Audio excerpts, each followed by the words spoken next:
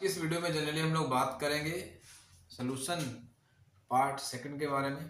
तो चलिए फिर स्टडी करते हैं और डिस्कस करते हैं हम लोग अगला टॉपिक जो हमारे पास आएगा, मोलैलिटी।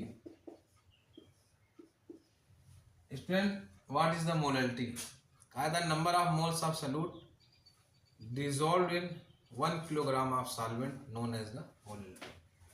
मतलब हमारे पास हो जाता है number of moles of solute present in 1 kilogram of solvent। ये हमारे पास क्या हो जाता है? मोलैलिटी। क्या हो जाता है? मोलैलिटी। चलिए अब इसकी हम लोग बात करेंगे। इसका सिंबल होता है स्मॉल एम। तो स्मॉल एम बराबर हो जाता है मोल्स ऑफ सॉल्यूट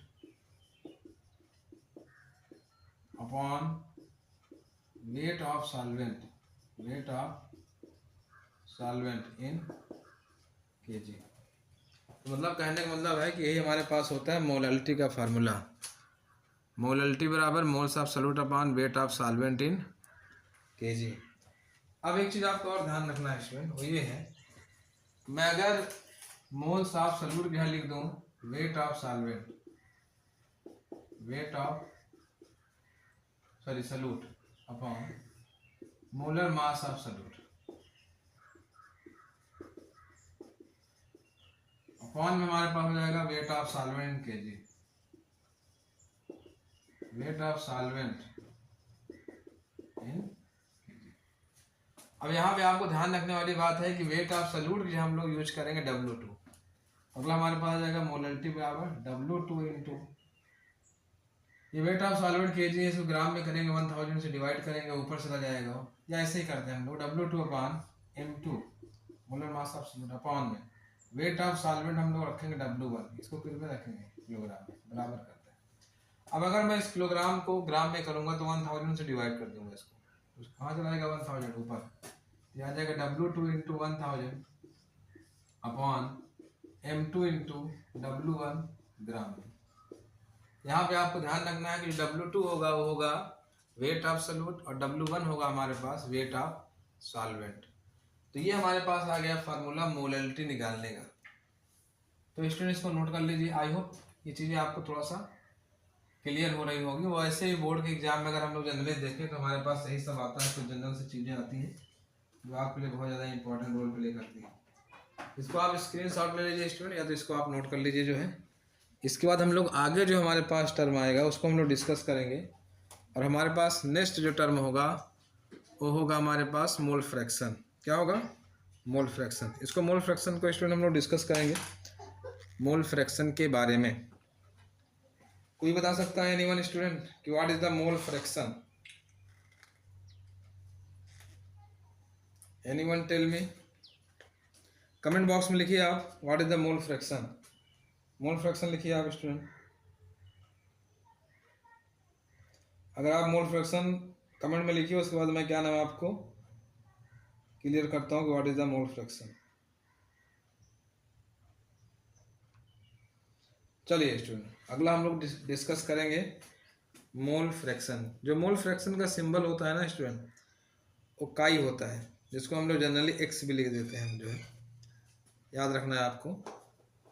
तो अगला हमारे पास डिस्कस करेंगे हम लोग होगा हमारे पास मोल फ्रैक्शन। क्या होगा स्टूडेंट? मोल फ्रैक्शन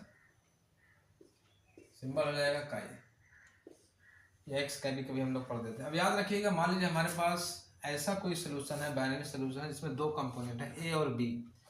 अब मुझे निकालना है मोल फ्रैक्शन ऑफ ए। तो मोल फ्रैक्शन ऑफ ए बराबर हो जाएगा, जिसका मोल निकालना है उसको लिखेंगे मोल ऑफ ए, और जिसका मोल फ्रैक्शन निकालना है उसका मोल अपॉन टोटल मोल।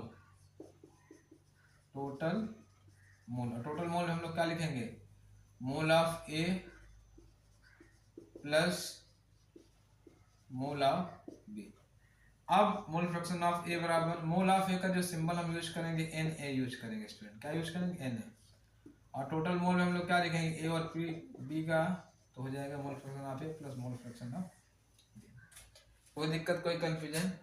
अब अगर स्टूडेंट अगर हम इसी तरह मोल फ्रैक्शन ऑफ बी निकालना तो हम लोग क्या लिखेंगे? Mole of B upon mole of A plus mole of B. क्योंकि हमारे पास जो सोल्यूशन है वो बाइनरी सोल्यूशन है, और इस बाइनरी सोल्यूशन में हम लोग दो कंपोनेंट की बात कर रहे हैं, कंपोनेंट ए एंड बी। एक चीज़ और आपको ध्यान रखना है स्टूडेंट कि कई बार क्वेश्चन आता है कि वो कौन सी कंसंट्रेशन की टर्म है जो टेम्परेचर पे डिपेंड करती है। तो याद रखिएगा स्टूडेंट, जब हम लोग टेम्परेचर डिपेंड की बात करेंगे तो जिसके फार्मूले में वैल्यूम आ जाए, आपको ध्यान देना है, जिसके फार्मूले में वैल्यूम आ जाए वो टेम्परेचर डिपेंड होगा, और जिसके फार्मूले में वैल्यूम ना आए, वेट आ जाए, ठीक है, वो क्या होगा, टेम्परेचर इंडिपेंडेंट होगा। तो कई बार क्वेश्चन आया है कि मोलैरिटी जो है टेम्परेचर पे डिपेंड करती है कि नहीं, तो आप कहेंगे मोलैरिटी जो है टेम्परेचर पे डिपेंड करती है। बाकी मोलैरिटी की बात करेंगे, मोल फ्रैक्शन की बात करेंगे, परसेंटेज वेट बाई वेट की बात करेंगे, जिनके ही फार्मूले में सिर्फ वेट आएगा वो जो है टेम्परेचर पे डिपेंड नहीं करता। तो इस तरह से स्टूडेंट आज हम लोगों ने सेकेंड पार्ट को डिस्कस करने की कोशिश करी, जिसमें हमने दो फार्मूले डिस्कस किए। पहला हमारे पास जो कंसेप्ट था वो था मोलैरिटी का फार्मूला, ये मैंने डिस्कस किया। दूसरा हमारे पास जो कंसेप्ट था वो हमारे पास था मोल फ्रैक्शन का। तो मोलैरिटी एंड मोल फ्रैक्शन इसको मैंने डिस्कस किया। आई होप स्टूडेंट आपको चीज़ें